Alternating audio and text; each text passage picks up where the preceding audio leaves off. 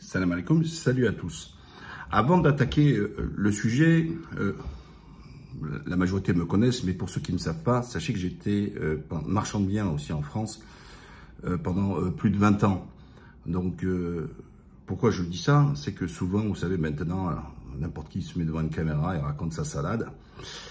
Et surtout, après, je parle même pas des magazines ou autres, ou les pseudos experts à 2,50 balles.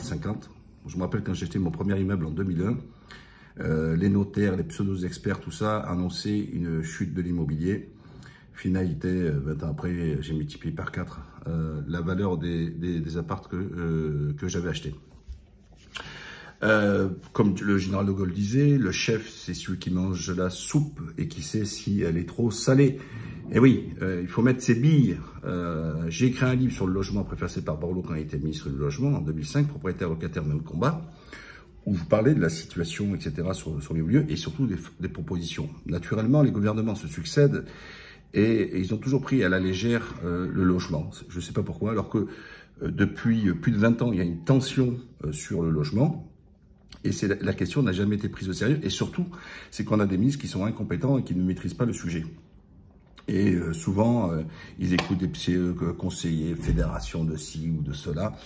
Et en réalité, les faits me donnent raison, puisque le constat d'il y a 20 ans, c'est le même encore aujourd'hui. Une pénurie de biens et une crise du logement. Alors, pour entrer dans le vif du sujet, souvenez-vous, lorsqu'il y a eu le Covid, beaucoup m'avaient demandé de faire une vidéo pour savoir est-ce que c'était le moment pour vendre, est-ce que c'était le moment pour acheter. Et ils étaient inquiets. Et j'avais fait une vidéo, vous savez, c'est toujours pareil, hein. Vous allez dans mon historique et vous verrez les vidéos que j'avais faites à l'époque et j'avais prédit une augmentation des prix. Encore une fois, les faits m'ont donné raison parce que l'analyse, elle doit être faite vraiment de façon avec des critères pertinents au lieu de fabuler sur de l'irrationnel. Je vous annonce que les prix de l'immobilier, parce que la question elle est là, avec l'inflation, et quand il y a l'inflation, la Banque Centrale Européenne est obligée d'augmenter les taux d'intérêt. Encore une fois, oui, je fais une petite parenthèse, parce que souvent, on fait réflexion, il y a des gens qui font des réflexions par rapport à les positions sur l'islam, etc.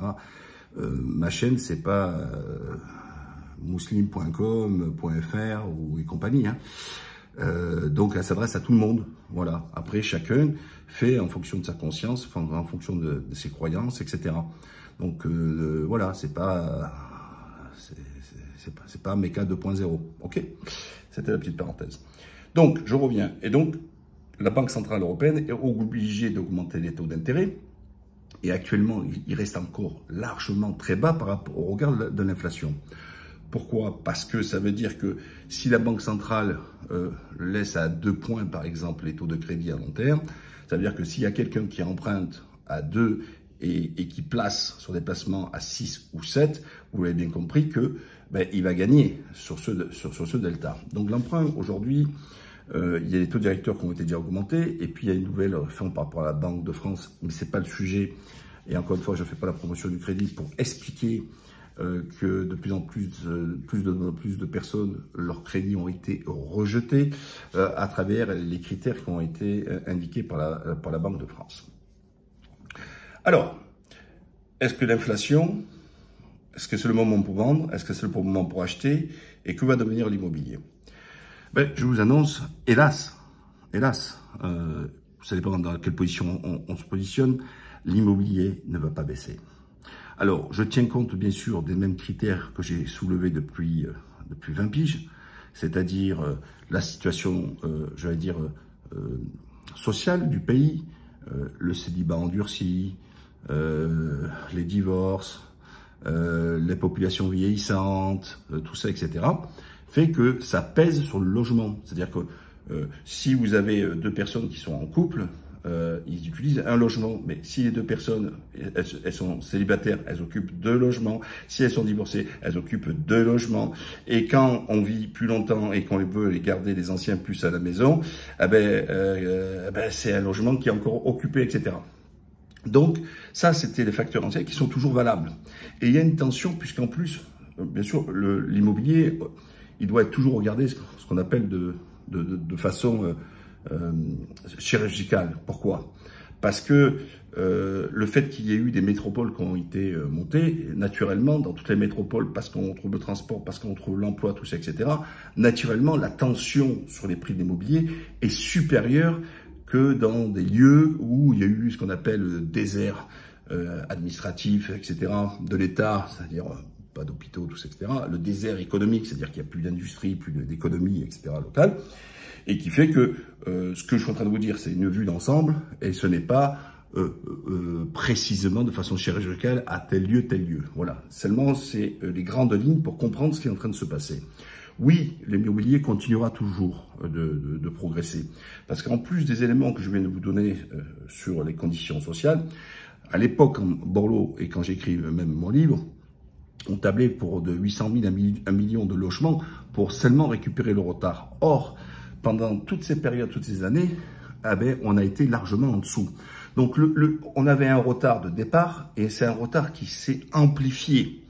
En plus, quand on a fait l'ANRU, vous vous rappelez, c'est Borloo qui lance ça, l'Agence nationale, c'est sous Chirac, la rénovation urbaine, qu'est-ce qu'on a fait?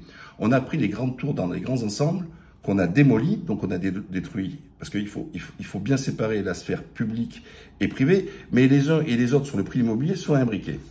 Et c'est pour ça que je suis en train de vous l'expliquer. Par exemple, vous détruisez dans tel quartier où il y avait, je sais pas, 5 000, 6 000 populations, je sais pas, moi, peut-être 1000 logements, vous détruisez les tours. Mais ensuite, on fait des petits bâtiments et on en réduit, etc. Ben, du coup, quand on voit le delta pour les logements sociaux, ben, il est moindre. Si on détruit 1000, mais on reconstruit en petite unité 500, on perd 500 logements. Donc, vous voyez, ça, il faut pas sortir de Saint-Cyr pour le comprendre. Et donc, ce mécanisme-là, qui a été, qui est à la base, qui est bien, c'est-à-dire démolir les grandes tours, faire des trucs plutôt à usage humain, pas du tout béton, etc. Et tout. Mais le problème, c'est que ça s'est cumulé et que l'État aurait dû construire plus et l'État n'a pas construit plus. Il y a eu des mesures coercitives avec la loi SRU et tout ça, etc., en obligeant au départ 15, 20, 25% de logements sociaux pour l'ensemble des villes. Ben, beaucoup de villes qui ont préféré payer plus de taxes, puisque celui qui ne respecte pas, c'est le préfet qui arbitre un petit peu, doit payer des taxes supplémentaires pour ne pas avoir à accueillir des logements sociaux. Alors, oui, pourquoi ça a une conséquence sur le privé et sur les prix de l'immobilier? C'est que celles et ceux qui sont éligibles au logement social et qui ne trouvent pas dans le domaine public, naturellement, qu'est-ce qu'ils vont faire? Ils vont se reporter sur le privé. Et voilà. Et donc, qu'est-ce qu'on fait? Ben, le privé reçoit encore, il y a une tension parce qu'il y a beaucoup plus de demandeurs que d'offres d'appartements. Et là, quelles sont les conséquences? C'est tout simple. Ben, naturellement, ben, la rareté fait augmenter les prix et donc, ça pèse dans le budget des ménages. Donc, vous avez vu le mécanisme. Il manque des logements sociaux. Les gens qui sont éligibles sont obligés d'aller sur le privé avec monsieur et madame de tout le monde. Et donc, ça fait, si vous préférez, une forte demande. Mais, dans le même temps, qu'est-ce qui s'est passé? Pendant des années, on a fait la guerre aux propriétaires, parce qu'il y a un péché en France, alors que la première constitution, c'était propriété, sûreté et liberté. Or, la propriété n'est pas respectée. Donc, alors c'est vrai que chaque année, on nous le sort. Vous voyez, un papy, quand il fait squatter son appart, l'autre qui ne paye pas son loyer. Moi, j'avais fait un boyer spécial en 2005-2006. J'ai fait le 20h de France 2, de TF1 sur le logement. Boyer spécial, je l'ai fait 2-3 fois, vous voyez, sur le logement. Donc, je vous montrais justement les problèmes entre l'exploité et les impayés. La situation a-t-elle changé? Non, pas du tout. Donc, qu'est-ce qui se passe? C'est que souvent, ben, il y a des gens qui disent, bon, qui avaient pas forcément beaucoup de logements, qui ont le ils disent, moi, je préfère laisser l'appartement vide que me retrouver avec un appartement qui est par un mauvais payeur et en plus qui dégrade. Parce qu'en général, c'est exactement là, ça va ensemble. Quand les gens ils payent pas ou ils squattent, je sais pas, psychologiquement, ils cassent en même temps. C'est comme ça. Moi, j'ai jamais vu des mauvais payeurs qui m'ont laissé un appartement propre. Voilà, 100% de mauvais payeurs m'ont laissé des appartements dégueulasses. Et donc, ça a un coût. Et le coût les coûts de la rénovation, les coûts des travaux, tout ça, ont fortement augmenté aussi. Donc ça pèse. Et donc la fiscalité qui est désastreuse, ou avec la CSG qui a été augmentée, merci Macron, etc., sur les revenus fonciers. Là, pareil, il y a une forte fiscalité qui est très lourde, qui pèse là-dessus. Donc, ce qui fait, c'est qu'il y a des gens qui disent, je préfère avoir un logement vide. Voilà. Et donc, s'il y a des logements vides, qu'est-ce qu'ils ont fait les anciens gouvernements? ils ont mis une taxe pour ce qu'ils appellent locaux vacants. Donc, ils vous mettent une taxe. Alors, cette taxe, elle ne sert pas à construire des logements, hein, elle sert seulement à vous prendre de l'oseille. Donc, en gros, pour inciter les gens à louer, on les oblige à en payer une taxe. Voilà. Donc, les gens, qu'est-ce qu'ils font? Ils payent la taxe, mais ils laissent toujours le logement vide. Oui, parce que on n'essaie pas de séduire les gens, on essaie toujours de leur sortir le bâton. Ouais, c'est marrant pour les propriétaires. Donc, tout ça, bien sûr, participe. Et là, la plus grosse mauvaise nouvelle qui vient de sortir. Parce que le gouvernement, ils ont prévu une loi, ce qu'ils appellent sur les logements énergivores. Qu'est-ce que ça veut dire? Ça veut dire que tous ces logements et la majorité du bâti en France ne respectent pas les normes d'isolation que veulent imposer le gouvernement. Et donc, manque d'isolation, tout ça, etc. Et il y avait déjà eu des lois précédentes. Par exemple, moi, un immeuble que j'ai vendu là, il y a à peu près il y a 1 an, on voulait refaire le ravalement, mais si on faisait le ravalement, on nous obligeait de faire l'isolation. Ça m'a coûté quand même 275 000 €. Alors les aides de l'État, foutaise, parce que quand vous rentrez après dans les interlignes, les trucs, etc., par rapport à la copro et tout ça, j'ai touché 0 la tête à Toto encore d'aide, alors qu'il soi-disant, il devait prendre 40 ou 50%, etc. Mais il faut regarder toujours entre les lignes, vous voyez, pour être éligible. Voilà, on passe à travers encore. Tout ça pour vous dire qu'avec cette loi qui va dire que, en gros, on vous interdit de louer un logement pour lequel qui a été loué depuis des années, ben, il devient, il n'est pas louable. Qu'est-ce qu'il va faire le mec? Ben, en plus, quand vous êtes alors, moi j'avais d'autres immeubles où j'étais en pleine propriété, pas de souci, mais quand vous êtes en copropriété, bien sûr qu'il faut une majorité. Donc quand il y a quelqu'un qui a 1 ou 2 logements et qui sont situés dans un immeuble, ben, il faut que c'est la copro qui vote l'isolation et tout ça, etc. Et ça a un coût. Donc, ils sont très tributaires. Donc, même s'ils veulent le faire, ils peuvent pas le faire. Et dans ces cas, qu'est-ce qu'on fait? Ben, l'État va dire, ben non, ton appartement n'est plus louable. Alors, mais le gouvernement, fort, très fort, pour aller dire, non, ce logement ne peut plus être loué, mais il n'apporte pas une réponse pour que le locataire puisse trouver un logement qui rentre, qui est conforme aux règles établies, qui permettent d'être loué. Donc, qu'est-ce qu'on va faire de ces 50% de ces gens qui devront quitter leur logement où le propriétaire aura l'interdiction de louer sous peine de sanction? Voilà. Comment ça va se passer? Ben, le gouvernement n'a rien prévu. Donc, tout ça, ça va peser sur le marché. Alors, vous allez me dire, mais Mourad, quel rapport avec le prix de l'immobilier? Ben, si, ça va avec le prix de l'immobilier, tout ça. Parce que le locatif participe, puisqu'il y a des gens qui sont dans le privé, qui achètent pour faire du revenu locatif. Voilà. Donc, bien sûr que ça a des conséquences sur le prix des biens immobiliers. Ensuite, il vient l'autre critère, la construction. Le prix de la construction a explosé. Il est mondial. Je le vis, moi, en Turquie, où nous avons doublé le coût de la construction. Je vais vous donner rapidement lecture de ce qui se passe en France. Un article que j'ai vu là-dessus. Alors, la tendance de l'augmentation des prix des tarifs en 2001, hausse de 18%. Sur le 4e trimestre 2021, c'est poursuivi en 2022. Selon Loïc Chapeau de la Fédération française du bâtiment et du non-matériaux, on subit une augmentation de 15 à 25% et le prix du fer à béton a été multiplié par 3 en 1 an. Donc l'acier, la ferraille pour construire pour le béton, multiplié par 3. Une augmentation des prix de matières premières, fournitures et matériaux surviennent désormais du jour au lendemain, ce qui rend l'activité des professionnels du bâtiment très complexe. Il arrive même que les fournisseurs ne puissent donner les prix des marchandises jusqu'au moment de la livraison. Et oui, et quelles sont les conséquences de l'augmentation des prix des matériaux? Les principales causes de ce phénomène sont liées à la crise sanitaire qui secouait le monde pendant 2 ans. De nombreuses usines de production et scieries se sont arrêtées, etc. Mais alors, ça veut dire quoi? Ça veut dire qu'aujourd'hui, les gens même en France, alors, vous savez que si dans la vente en VFA, en vente en futur d'achèvement, quand vous achetez du neuf, et qu'il est précisé que les événements extérieurs ou prévus sur l'inflation, ils pourront modifier le prix de votre vente en fonction de ces critères-là. Voilà, à partir du moment où c'est écrit, hein, je dis bien à partir du moment où c'est écrit sur le contrat, il y a la liberté et c'est ce qui se passe. Alors, le coût de la construction est fort et on sait que c'est le neuf qui donne le tempo sur le prix de l'immobilier. Voilà, parce que le neuf est toujours plus cher que l'ancien. Voilà. Donc le neuf donne l'ancien et donne le tempo. Mais si le coût de la construction, il augmente comme il est là, peut-être de 30 ou à 40%. Croyez-moi qu'ils ne vont pas vendre moins cher les appartements. Donc, ça veut dire que c'est pas une spéculation qu'il y ait entre l'offre et la demande.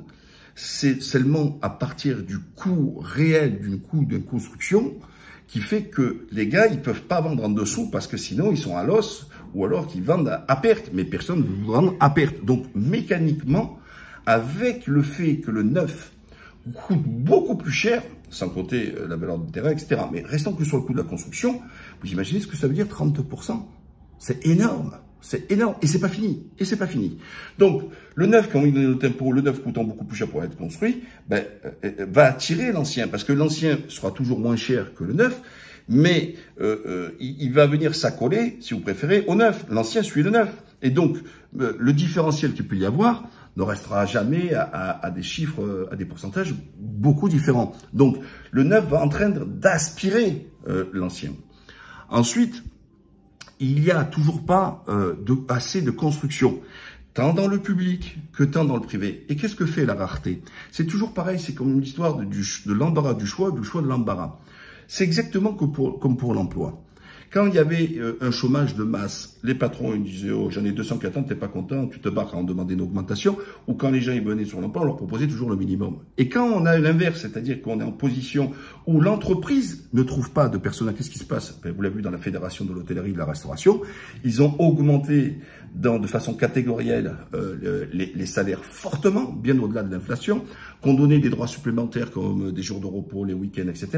Ils ont donné beaucoup. Pourquoi? Pour attirer les gens à venir travailler dans leur branche. Eh bien, le logement, c'est exactement la même chose. Si le marché est tendu, il n'y a pas assez de logements, que ce soit pour louer ou pour acheter, etc., mais on aura toujours plus d'acheteurs que de vendeurs. Et s'il y a plus d'acheteurs que de vendeurs, les prix, là, il y a une spéculation qui est faite entre l'offre et la demande. Et pour qu'il y ait une inversion des courbes, il faudrait qu'il y ait plus d'offres, donc plus de logements et moins d'acheteurs. Par exemple, s'il y a 10 appartements à vendre, si vous avez 8 seulement acheteurs, naturellement, ça va attirer les 10 qui veulent vendre, leur prix un peu plus bas pour attirer l'acheteur parce qu'ils se mettent en concurrence. Mais si on se retrouve avec 10 appartements et 20 acheteurs, mécaniquement, ça augmente. Voilà un peu ces mécanismes. Et alors vous allez me dire, mais moi, des taux d'intérêt. Oui, mais c'est vrai que les taux d'intérêt, les taux de crédit, et puis le fait qu'ils aient limité, excluent. Mais elle exclut en fait les classes populaires. Ceux qui prenaient des crédits à l'époque de 100%, ce qu'on appelle 100% ou 110%. Quand on dit de 100%, c'est-à-dire que vous achetez 100 000, vous empruntez 100 000.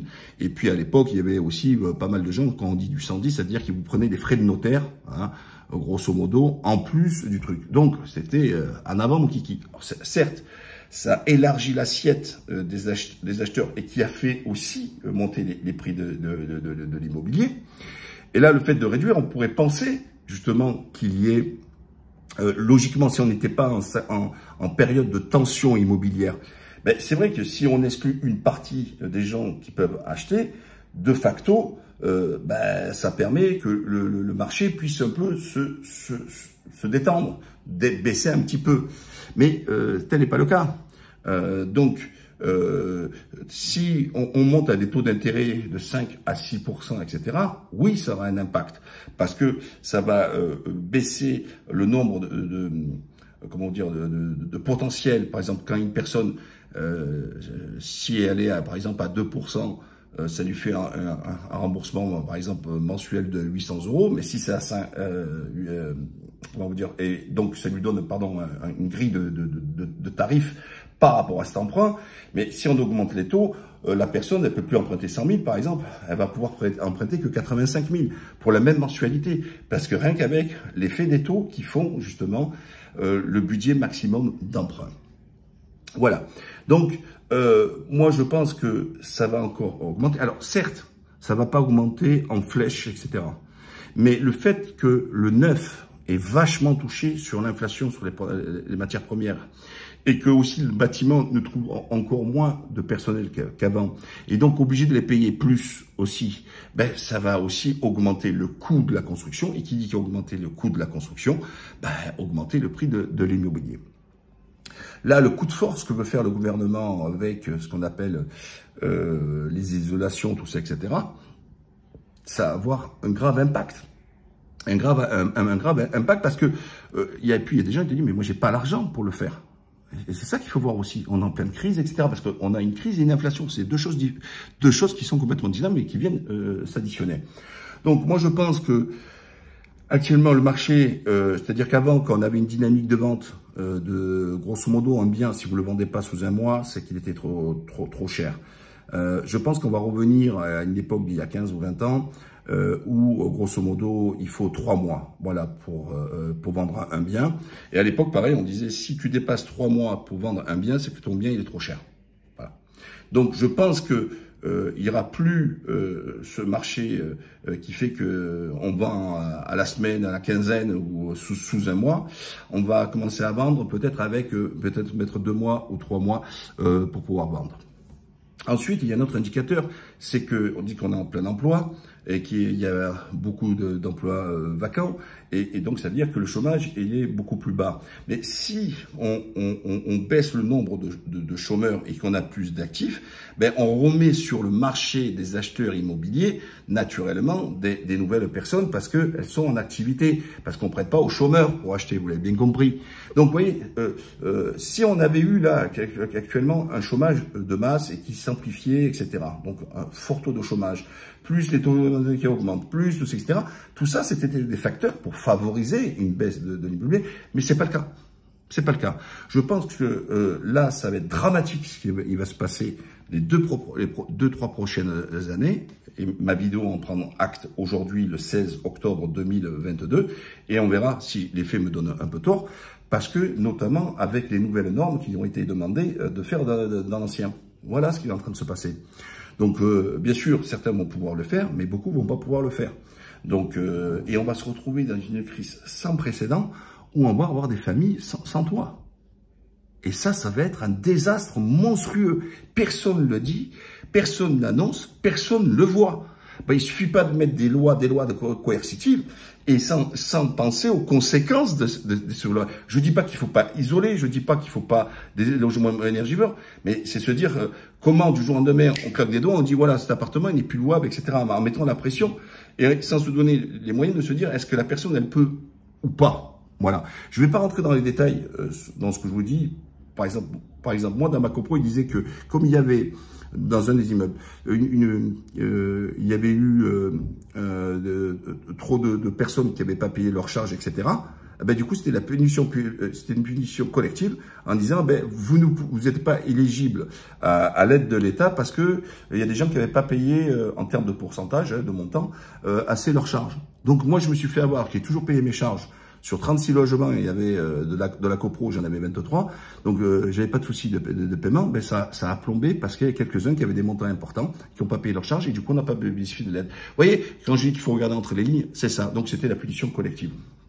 Alors, le but là, c'est pas de rentrer dans les lois d'incitation, tout ça, etc. C'est simplement pour vous donner l'illustration que, soi-disant, quand ils disent oui, on donne, oui, non. Non. Il y a des critères, etc. C'est long. En plus, il faut avancer le pognon.